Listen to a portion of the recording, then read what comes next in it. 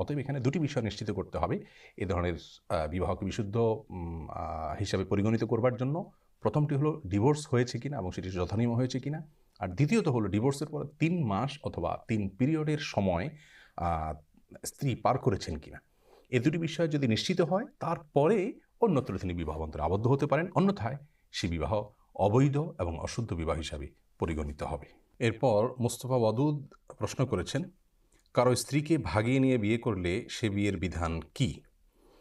ভাই মোস্তফা, কারোর বিবাহিত স্ত্রীকে যদি ভাগিয়ে নিয়ে কেউ বিবাহ করে তাহলে সেটি বাতিল হিসাবে গণ্য হবে, অর্থাৎ এই বিবাহ কোনোভাবে গ্রহণযোগ্য না, এটি অবৈধ, এই বিবাহ বিশুদ্ধ হবে না।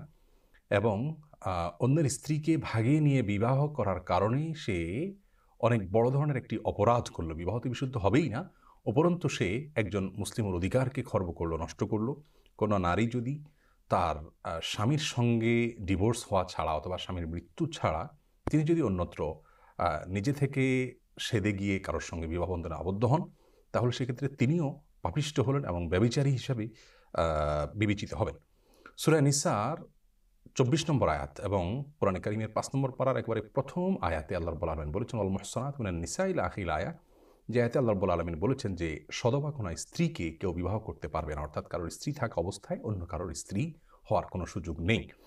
যার কারণে কারোর স্ত্রী থাকা অবস্থায় তাকে ভাগিয়ে নিয়ে বিবাহ করা যেমন অপরাধ, কোনো নারীর জন্য নিজের স্বামীর সঙ্গে বিচ্ছেদ হওয়া ছাড়া এবং অথবা স্বামীর মৃত্যু হওয়া ছাড়া অন্যত্র বিবাহ বন্ধনে আবদ্ধ হওয়া সম্পূর্ণ অবৈধ কাজ। সেই বিবাহ বাতিল, ইসলাম শরীয়তের দৃষ্টিকোণ থেকে সেই বিবাহ অশুদ্ধ বিবাহ, সেই বিবাহ হওয়া না হওয়াতে কোনো পার্থক্য নেই।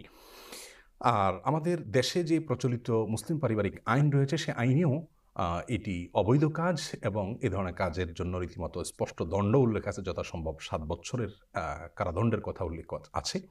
বিধায় এই বিষয়টি অত্যন্ত স্পর্শকাতর বিষয়। সেই সাথে আরেকটি বিষয় উল্লেখ করতে হবে এখানে, তা হলো শুধুমাত্র ডিভোর্সই যথেষ্ট নয়। কারোর স্ত্রী থাকলে তার সঙ্গে যদি ডিভোর্স হয়ে যায়, ডিভোর্সটা যথানিয়মে হতে হবে, এটা হলো প্রথম কথা। আজকাল অনেক স্ত্রী তার স্বামীকে একটা ডিভোর্স লেটার পাঠিয়ে দিচ্ছেন আর সেটাকেই ডিভোর্স বলে ধরে নিচ্ছেন। এটিও কিন্তু অনেক ক্ষেত্রে সঠিক পদ্ধতি অনুযায়ী না হওয়ার কারণে ডিভোর্স হিসাবে গণ্য হচ্ছে না। সঠিক পদ্ধতি বলতে আমি শরিয়ার পদ্ধতির কথা বলছি। যার কারণে অনেক সময় দেখা যায়, আল্লাহ মাফ করুন, আজকাল পরকীয়ার ভয়াবহতা এত বেশি আমাদের সমাজে যে কোনো মেয়ে মানুষ তিনি কোনো পুরুষের সাথে হয়তো হারাম সম্পর্কে জড়িয়ে পড়েছেন, পরকীয়ায় লিপ্ত হয়েছেন, এবার তার স্বামীকে একটা ডিভোর্স লেটার পাঠিয়ে দিয়ে তিনি গিয়ে সেই পুরুষের সাথে বিবাহ বন্ধনে আবদ্ধ হয়ে যাচ্ছেন। এভাবে কোনো অবস্থাতেই ডিভোর্স হবে না।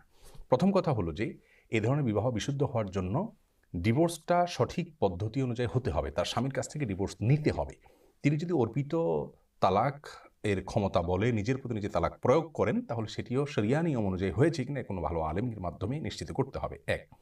দ্বিতীয়ত, শুধু ডিভোর্স হলেই হবে না, ডিভোর্সের পরে 3 মাস অথবা 3টি পিরিয়ড সময় তাকে অপেক্ষা করতে হবে, যেটাকে ইদ্যত বলা হয়।